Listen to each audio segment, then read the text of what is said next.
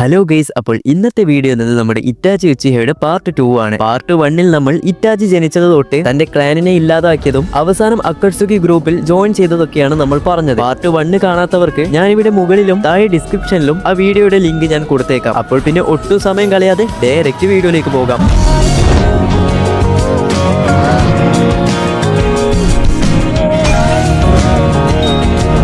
കഴിഞ്ഞ വീഡിയോയുടെ അവസാനം ഇറ്റാച്ചി അക്കട്സുക്കി ഗ്രൂപ്പിൽ ജോയിൻ ചെയ്യുന്നതാണ് നമ്മൾ പറഞ്ഞത്. ഈ ഒരു ഈവിൾ ഗ്രൂപ്പ് എടുത്തു നോക്കിക്കഴിഞ്ഞാൽ ഇവരുടെ ലക്ഷ്യം എന്ന് പറയുന്നത് ഈ ഒരു ഷിനോബി വേൾഡിനെ കൺട്രോൾ ചെയ്യുക, സമാധാനം കൊണ്ടുവരിക എന്നൊരു ഒറ്റ ലക്ഷ്യം മാത്രമാണ് ഇവർക്കുള്ളത്. അങ്ങനെ ഇറ്റാച്ചി ഈ ഒരു ഗ്രൂപ്പിൽ ജോയിൻ ചെയ്യുന്ന സമയത്താണ് നമ്മുടെ ഒറോച്ചിമാറു ഇറ്റാച്ചിയുടെ ബോഡി എങ്ങനെയെങ്കിലും എടുക്കണം എന്നൊരു ലക്ഷ്യം തനിക്ക് ഉണ്ടാവുന്നത്. കാരണം ഉച്ചയ ക്ലാനിൽ തന്നെ അത്രയധികം പവർഫുൾ ആയിട്ടുള്ള ഒരാളാണ് ഇറ്റാച്ചി. ഇറ്റാച്ചിയുടെ ബോഡി കിട്ടിക്കഴിഞ്ഞാൽ തനിക്ക് പിന്നെ എല്ലാം ചെയ്യാൻ സാധിക്കുമെന്നാണ് നമ്മുടെ ഒറോച്ചിമാറു കരുതിയിരുന്നത്. ഈ ഒരു അക്കട്സുക്കി ഗ്രൂപ്പിന്റെ മിഷൻ എന്താണെന്ന് വെച്ച് കഴിഞ്ഞാൽ ഓരോ ചില ജിഞ്ചുരിക്കും ഉണ്ടാകും. അതായത് നമ്മുടെ നറൂട്ടോയെ തന്നെ എടുത്തു നോക്കിക്കഴിഞ്ഞാൽ നറൂട്ടോയുടെ ഉള്ളിൽ ആ ഒരു 9 tail ബീസ്റ്റ് ഉള്ള കാര്യം നിങ്ങൾക്ക് എല്ലാവർക്കും അറിയാമായിരിക്കും. അതുപോലെ തന്നെ ഓരോ നേഷനിലും നോക്കിക്കഴിഞ്ഞാലും നമ്മുടെ ഗാറ, കില്ലർ ബി ഇവരൊക്കെ ജിഞ്ചുരിക്കുകളാണ്. ഇവരൊക്കെ പിടിക്കലാണ് ഇപ്പോഴുള്ള ഈ ഗ്രൂപ്പിന്റെ പ്രധാന പണി എന്ന് പറയുന്നത്. അങ്ങനെ നമ്മുടെ ഇറ്റാച്ചിയും അക്കട്സുക്കി ഗ്രൂപ്പിലുള്ള ഒരുത്തനും ചേർന്ന് ഇവർ രണ്ടുപേരും ടീമേറ്റ് ആയി ഒരു മിഷനിൽ ജിഞ്ചുരിക്കെ പിടിക്കുന്ന സമയത്ത് ഇറ്റാച്ചിയുടെ കൂടെ ഉണ്ടായ ആ ഒരു പാർട്ണർ മരിച്ചു പോകുന്നു. അതിനുശേഷം ഇറ്റാച്ചി ഒറ്റയ്ക്കായതുകൊണ്ട് തന്റെ ടീമേറ്റ് ആയി ഒറോച്ചിമാറു പോകാമെന്നും പറയുന്നുണ്ട്. എന്നാൽ നമ്മുടെ ഒറോച്ചിമാറു ആണെങ്കിൽ ഒരു ദിവസം ഇറ്റാച്ചിയുടെ ബോഡി എങ്ങനെയെങ്കിലും എടുക്കണമെന്ന് കരുതി ഒറോച്ചിമാറു തന്റെ സ്നേക്ക് വെച്ച് ഇറ്റാച്ചിയെ ട്രാപ്പ് ചെയ്തു വെക്കും. എന്നാൽ ഇറ്റാച്ചിയെ പറ്റി ഞാൻ കൂടുതൽ പറയേണ്ട ആവശ്യമില്ലല്ലോ. തന്റെ ഗെഞ്ചിറ്റ്സ് വെച്ച് ഒറോച്ചിമാറുവിന് മരണം എന്താണെന്ന് കാണിച്ചു കൊടുക്കുന്നു. അങ്ങനെ ഇറ്റാച്ചി നൈസായിട്ട് ഒറോച്ചിമാറുവിനെ അങ്ങ് തീർക്കാമെന്ന് വെക്കുമ്പോഴേക്കും നമ്മുടെ കബൂട്ടോ അവിടെ വന്ന് ഒറോച്ചിമാറുവിനെ സേവ് ചെയ്യുന്നു. ഒറോച്ചിമാറു ഈ ഒരു ഗ്രൂപ്പിന്റെ ഇടയിൽ നിന്നും ഇങ്ങനെ ഒരു പരിപാടി ചെയ്തതുകൊണ്ട് തന്നെ ഒറോച്ചിമാറും അക്കട്സുക്കി ഗ്രൂപ്പിൽ നിന്നും പുറത്താകുന്നു. പിന്നീട് ഇറ്റാച്ചിയുടെ ടീമേറ്റ്സ് ആയി ഹിസാമയാണ് കൂടെ ഉണ്ടാവുന്നത്. അങ്ങനെ ഈ ഒരു ഈവിൾ ഗ്രൂപ്പിൽ നിന്നും പുറത്തുപോയ ഒറോച്ചിമാറു ആണെങ്കിൽ വെറുതെ ഇരിക്കില്ല. നമ്മുടെ ഒറോച്ചിമാറു ലീവ് വില്ലേജിനെതിരെ ഫൈറ്റ് ചെയ്ത് തേർഡ് ഹൊക്കാഗെ വരെ ഡിഫീറ്റ് ചെയ്യുന്നു. അതായത് തേർഡ് ഹൊക്കാഗെ മരിച്ചു പോകുന്നു. അങ്ങനെ തേർഡ് ഹൊക്കാഗെ മരിച്ചപ്പോഴാണ് നമ്മുടെ ഇറ്റാച്ചിക്ക് ഒരു കാര്യം മനസ്സിലാവുന്നത്. കാരണം സാസുകയെ നല്ലതുപോലെ നോക്കാനും അവന്റെ ഉത്തരവാദിത്തങ്ങളൊക്കെ ഏറ്റെടുത്തത് നമ്മുടെ തേർഡ് ഹൊക്കാഗെ ആണ്. അതുകൂടാതെ മറ്റായിരിക്കും ഈ ഒരു വിഷയങ്ങളൊന്നും കൂടുതലായിട്ട് അറിയുകയുമില്ല. അങ്ങനെ ഒരു ദിവസം നമ്മുടെ ഇറ്റാച്ചിയും കിസാമയും ചേർന്ന് ലീഫ് വില്ലേജിലേക്ക് പോകുന്നു. ലീഫ് വില്ലേജിലേക്ക് പോകാനുള്ള പ്രധാന കാരണം എന്ന് പറയുന്നത് നമുക്കറിയാം, നമ്മുടെ 9 tailന്റെ ജിഞ്ചുരിക്കി എന്ന് പറയുന്നത് നറൂട്ടോ ആണ്. നറൂട്ടോയും കിഡ്നാപ്പ് ചെയ്യണം, ആ സമയം സാസുകയും കാണാം എന്ന രീതിയിലാണ് ഇറ്റാച്ചി ഇവിടെ പോകുന്നത്. അങ്ങനെ കൊനഹ വില്ലേജിൽ ഇറ്റാച്ചിയും കിസാമിയും എത്തിയപ്പോൾ കക്കാഷി ആണെങ്കിൽ ഇവരെ കണ്ട് ഇതുവരെ ലീഫ് വില്ലേജിൽ ഇവരെ കണ്ടിട്ടില്ലല്ലോ എന്നും പറയുന്നു. അപ്പോഴാണ് കക്കാഷിയുടെ അടുത്ത് നമ്മുടെ ആസുമയും കുറനയും വരുന്നത്. അങ്ങനെ ഇവർ ഫൈനലി ഇറ്റാച്ചിയും കിസാമയോടും നിങ്ങൾ ആരാണെന്ന് ചോദിക്കുന്ന സമയത്താണ് ഇറ്റാച്ചി തന്റെ ആ ഒരു തൊപ്പിയൊക്കെ മാറ്റി ഉച്ചയ ക്ലാൻ തന്നെ ഇല്ലാതാക്കി ഇറ്റാച്ചിയാണ് ഇവരുടെ മുന്നിൽ വന്നതെന്ന് ഇവർക്കും മനസ്സിലാകുന്നു. അങ്ങനെ ഇവർക്കിടയിലും ഒരു ഫൈറ്റ് സ്റ്റാർട്ട് ആകുന്നു. നമ്മുടെ കുറന ഇറ്റാച്ചിയെ ഒരു ഗെഞ്ചിറ്റ്സുലാക്കുമെങ്കിലും ഗെഞ്ചിറ്റ്സുവിന്റെ തന്നെ മാസ്റ്റർ ആയിട്ടുള്ള ഇറ്റാച്ചി ഇതൊന്നും തന്റെ കയ്യിൽ നടക്കില്ല എന്ന രീതിയിലാണ് ഇവിടെ കാണിച്ചു തന്നത്. അപ്പോഴാണ് ഇവരുടെ അടുത്ത് നമ്മുടെ കക്കാഷി വരുന്നത്. എന്നാൽ നമ്മുടെ ഇറ്റാച്ചി ആണെങ്കിൽ കക്കാഷിയെ തന്നെ സുക്കിയോമിൽ കൊണ്ട് എത്തിക്കുന്നു. അതായത് നമ്മുടെ ഇറ്റാച്ചി കക്കാഷിയെ അറ്റാക്ക് ചെയ്യുന്ന രീതിയിലുള്ള ഒരു ഇല്യൂഷൻ ആണ് ഇവിടെ കാണിച്ചു കൊടുക്കുന്നത്. അങ്ങനെ ഇത് നടക്കുന്ന സമയത്താണ് ഇവിടെ മൈറ്റ് ഗൈ വരുന്നത്. അങ്ങനെ മൈറ്റ് ഗൈ വന്നപ്പോൾ തന്നെ ഇനി ഇവിടെ നിന്നാൽ ശരിയാകില്ല എന്ന് മനസ്സിലാക്കി, കൂടാതെ ഇവരുടെ ലക്ഷ്യം എന്ന് പറയുന്നത് ഇവരുടെ കൂടെ ഫൈറ്റ് ചെയ്യുന്നതല്ല. അങ്ങനെ നമ്മുടെ ഇറ്റാച്ചിയും കിസാമയാണെങ്കിൽ ഇവരുടെ അടുത്ത് നിന്നും പോകുന്നു. അതിനുശേഷം നമ്മുടെ കക്കാഷിയെ നോക്കിക്കഴിഞ്ഞാൽ ഇറ്റാച്ചി ഗെഞ്ചിറ്റ്സു ആക്കിയത് കൊണ്ട് തന്നെ കക്കാഷി കുറച്ച് വീക്ക് ആയിട്ടാണ് ഉള്ളത്. ആ സമയത്താണ് നമ്മുടെ സാസുകെ കക്കാഷിയെ കാണുന്നത്. അങ്ങനെ കക്കാഷി ഇങ്ങനെ റെസ്റ്റ് എടുക്കുന്നത് കൊണ്ട് സാസുകെ എന്താണ് സംഭവിച്ചത് എന്ന് ചോദിക്കുന്ന സമയത്താണ് കക്കാഷിയും അവിടെ ഉണ്ടായ ആൾക്കാർക്ക് ഇറ്റാച്ചി ഇവിടെ വന്ന കാര്യങ്ങളൊക്കെ ഒരിക്കലും സാസുകെ അറിയരുത് എന്നിവർ പിടിച്ചു നിൽക്കുകയായിരുന്നു. അപ്പോഴാണ് പെട്ടെന്നൊരു ഷിനോബി അവിടെ വന്ന് ഇറ്റാച്ചി ഈ വില്ലേജിൽ വന്നല്ലേ എന്ന് പറയുമ്പോൾ തന്നെ ഇത് കേട്ട് സാസുകെക്ക് ആ ഒരു ദേഷ്യം പതിയെ വരാൻ വേണ്ടി തുടങ്ങുന്നു. അങ്ങനെ ഈ സമയം സാസുകെ ആണെങ്കിൽ ഒന്നും നോക്കാതെ നറൂട്ടോയുടെ അടുത്തേക്ക് ഓടാൻ വേണ്ടി തുടങ്ങും. അതായത് സാസുകെക്ക് നല്ലതുപോലെ അറിയാം ഇറ്റാച്ചി എന്തായാലും നറൂട്ടോയെ എടുക്കാൻ വേണ്ടി വരുമെന്നത്. എന്നാൽ ഈ സമയം നമ്മുടെ നറൂട്ടോയെ നോക്കിക്കഴിഞ്ഞാൽ ജിറയ സെൻസയുടെ കൂടെയാണ് ഉള്ളത്. അങ്ങനെ ജിറയ സെൻസെ ആണെങ്കിൽ തന്റെ എപ്പോഴത്തെയും പരിപാടിയിലേക്ക് പതിയെ പോകുന്ന സമയത്ത് നമ്മുടെ നറൂട്ടോ ആണെങ്കിൽ ഒരു റൂമിൽ ഒറ്റയ്ക്കാണ് ഉള്ളത്. അങ്ങനെ നറൂട്ടോ ഇരിക്കുന്ന ആ ഒരു റൂമിന്റെ കഥ പെട്ടെന്ന് ആരോ പുറത്തു നിന്നും തട്ടുന്നു. അങ്ങനെ ഈ ഒരു ഡോറിന്റെ ശബ്ദം കേട്ട് നറൂട്ടോ പതിയെ ആ ഒരു ഡോർ തുറക്കുന്ന സമയത്ത് നമ്മളൊക്കെ കരുതിയിരുന്നത് അത് സാസുകയാണെന്നാണ്. എന്നാൽ പെട്ടെന്നതാ തന്റെ കൺമുന്നിൽ ഇറ്റാച്ചിയെ കണ്ട് നമ്മുടെ നറൂട്ടോ വരെ ഒന്ന് ഷോക്കായി പോകുന്നു. അങ്ങനെ ഇറ്റാച്ചി പറയും, നീയാണല്ലേ നറൂട്ടോ, നീ എന്റെ കൂടെ വരണമെന്നും പറയുന്നു. അങ്ങനെ കറക്റ്റ് ടൈമിനാണ് നമ്മുടെ സാസുകയും അവിടെ എത്തുന്നു. അങ്ങനെ ഇറ്റാച്ചിയെ കണ്ട് നമ്മുടെ സാസുക പറയും, ഞാൻ ഇത്രയും നാളും നിനക്ക് വേണ്ടിയാണ് കാത്തിരുന്നത് എന്നും പറഞ്ഞ് നമ്മുടെ സാസുക ആണെങ്കിൽ ചിത്തോരി യൂസ് ചെയ്ത് ഇറ്റാച്ചിക്കെതിരെ അറ്റാക്ക് ചെയ്യാൻ വേണ്ടി പോകുന്നു. എന്നാൽ ഇറ്റാച്ചി ആണെങ്കിൽ ഈസിയായി സാസുകയുടെ ആ ഒരു കൈ പിടിച്ച് തന്റെ കൈ തന്നെ ഒടിച്ച് കളയുന്നു. അങ്ങനെ അതിനുശേഷം നമ്മുടെ ഇറ്റാച്ചി ആണെങ്കിൽ നറൂട്ടോയെ എടുത്തുകൊണ്ട് പോകാൻ നിൽക്കുമ്പോഴാണ് നമ്മുടെ ജിറയ സെൻസെ അവിടെ എത്തിയിട്ടുണ്ടാകും. എന്നാൽ ഇതേ സമയം നമ്മുടെ സാസുകയാണെങ്കിൽ പിന്നെയും എഴുന്നേറ്റ് ഇറ്റാച്ചിയുമായിട്ട് ഫൈറ്റ് ചെയ്യാൻ വേണ്ടി പോകും. എന്നാൽ ഇറ്റാച്ചി ആണെങ്കിൽ സാസുകയ്ക്ക് ഒരു കിക്കും കൊടുത്ത് പിന്നെയും സാസുകയെ ആ ഒരു ഗെഞ്ചിറ്റ്സുലാക്കുന്നു. അതായത് തന്റെ ക്ലാനും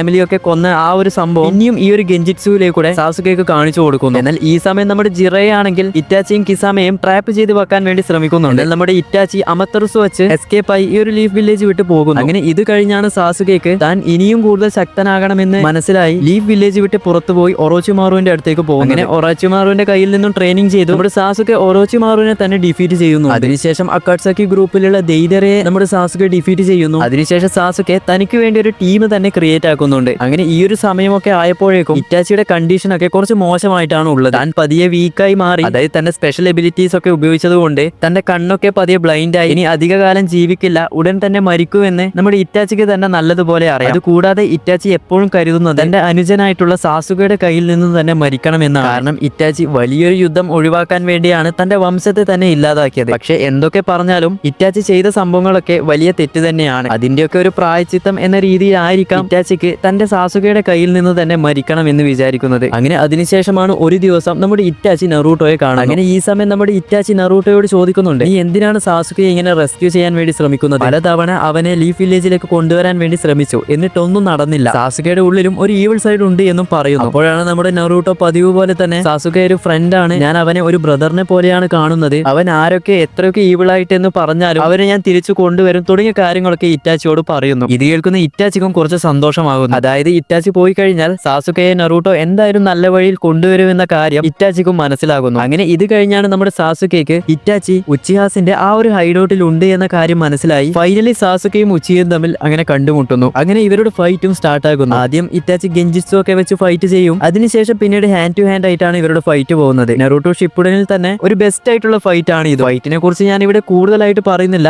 ഇവരുടെ ഈ ഒരു ഫൈറ്റിൽ ആ ഒരു ഉച്ചിഹ ഹൈഡൌട്ട് തന്നെ ഇല്ലാതായി പോകും. അങ്ങനെ അവസാനം നമ്മുടെ ഇറ്റാച്ചിയെ നോക്കിക്കഴിഞ്ഞാൽ ആ ഒരു ഷെറിങ്കനും സുസനും ഒക്കെ ക്രിയേറ്റ് ചെയ്ത് താൻ വീക്കായി ഇപ്പോൾ തന്നെ മരിക്കുമെന്ന കാര്യം മനസ്സിലാകും. അങ്ങനെ പതിയെ സാസുകയുടെ അടുത്തേക്ക് നടന്നു പോകുമ്പോഴാണ് സാസുകയ്ക്കും വേറെ ഒന്നും ചെയ്യാൻ കഴിയുന്നില്ല. ഇറ്റാച്ചി ഇപ്പോൾ എന്റെ കണ്ണെടുക്കും എന്ന് വിചാരിച്ച് നിൽക്കുമ്പോഴേക്കും നമ്മുടെ ഇറ്റാച്ചി ചെറുപ്പത്തിൽ സാസുകയെ ചെയ്യുന്നത് പോലെ തന്നെ തന്റെ കൈ കൊണ്ട് സാസുകയുടെ നെറ്റിയിൽ ഒന്ന് തട്ടി ഇറ്റാച്ചിയും മരിച്ചു വീഴുന്നു. പെട്ടെന്ന് ഈ ഒരു സംഭവം നടന്നതുകൊണ്ട് തന്നെ സാസുകയ്ക്കും ഇറ്റാച്ചി എന്തുകൊണ്ടാണ് ഇങ്ങനെ ചെയ്തത് എന്ന് മനസ്സിലാകാതെ നമ്മുടെ സാസുകയും മയങ്ങി വീഴുന്നു. അങ്ങനെ അത് കഴിഞ്ഞാണ് സാസുക എഴുന്നേറ്റ് നോക്കുമ്പോഴേക്കും സാസുകയുടെ മുൻപിൽ ടോബി ഇരിക്കുന്നത്. ടോബി അല്ല, ഒബീറ്റോ ആണ്. അങ്ങനെ ടോബി നടന്ന കാര്യങ്ങളൊക്കെ പറഞ്ഞു കൊടുക്കും. അതായത് നമ്മൾ പാർട്ട് 1 പറഞ്ഞ ആ ഒരു സംഭവങ്ങളൊക്കെ ഇല്ലേ, ഇറ്റാച്ചി എന്തിനു വേണ്ടിയാണ് തന്റെ ക്ലാനിനെ ഇല്ലാതാക്കിയത്, എന്തിനാണ് തന്നെ ജീവനോടെ വിട്ടത്, എന്തിനാണ് തന്നെ മാത്രം രക്ഷിച്ചത് തുടങ്ങിയ കാര്യങ്ങളൊക്കെയുള്ള സത്യാവസ്ഥ സാസുകയും മനസ്സിലാക്കുന്നു. അങ്ങനെയാണ് നമ്മുടെ സാസുക ഇമോഷണലായി കരഞ്ഞുകൊണ്ട് തന്റെ മാങ്കിക്കു ഷെരിങ്ങൻ അവൈക്കണാക്കുന്നത്. ഇറ്റാച്ചിയുടെ ആ ഒരു സ്റ്റോറി എന്ന് പറയുന്നത് സത്യം പറഞ്ഞാൽ ഇവിടെ കഴിഞ്ഞു. അതിനുശേഷം ഇറ്റാച്ചിയെ നോക്കിക്കഴിഞ്ഞാൽ അങ്ങനെ അതിനുശേഷമാണ് നിഞ്ച വാർ ആർക്കിൽ ഇറ്റാച്ചി റീആനിമേഷൻ ആയിട്ട് വരുന്നതും അതിനുശേഷം കബൂട്ടോ ആയിട്ട് ഫൈറ്റ് ചെയ്യുന്നതും. ആ ഒരു റീആനിമേഷൻ തന്നെ മുഴുവനായും ബ്രേക്ക് ചെയ്ത് ആരും അറിയാതെ തന്നെ ഇറ്റാച്ചി വാറിൽ വലിയൊരു പങ്കും വഹിച്ചിട്ടുണ്ട്. ഈ ഒരു സംഭവങ്ങൾ കുറച്ചുകൂടി ഡീറ്റെയിൽ ആയി പറയുമ്പോൾ വാറിന്റെ മറ്റു കാര്യങ്ങളെല്ലാം തന്നെ ഇവിടെ പറയേണ്ടതായി വരും. അതുകൊണ്ടാണ് ഈ ഒരു സംഭവം ഞാൻ ഇവിടെ ലാസ്റ്റ് ഷോർട്ട് ആയിട്ട് പറഞ്ഞത്. ഇതുകൊണ്ടാണ് സത്യം പറഞ്ഞാൽ നമ്മൾ ഇറ്റാച്ചി എന്ന ക്യാരക്ടറിനെ ഓർക്കുന്ന സമയത്ത് ചില സമയത്ത് ഇമോഷണൽ ആകും, ചില സമയത്ത് നമുക്കൊരു ഗൂസ് ബോംസും കിട്ടും. ഇത് ഇറ്റാച്ചിയെ മാത്രമല്ല, നറൂട്ടോ സീരീസിലെ ചില വില്ലന്മാരെ എടുത്തു കഴിഞ്ഞാലും ഇത് തന്നെയാണ് അവസ്ഥ. അങ്ങനെ ഇറ്റാച്ചി ഉച്ചയെ കുറിച്ചുള്ള ഏകദേശം എല്ലാ കാര്യങ്ങളും ഞാനിവിടെ പറഞ്ഞു എന്നാണ് വിചാരിക്കുന്നത്. ഇതുപോലുള്ള അടുത്തൊരു വീഡിയോ ആയിട്ട് പിന്നെ വരാം.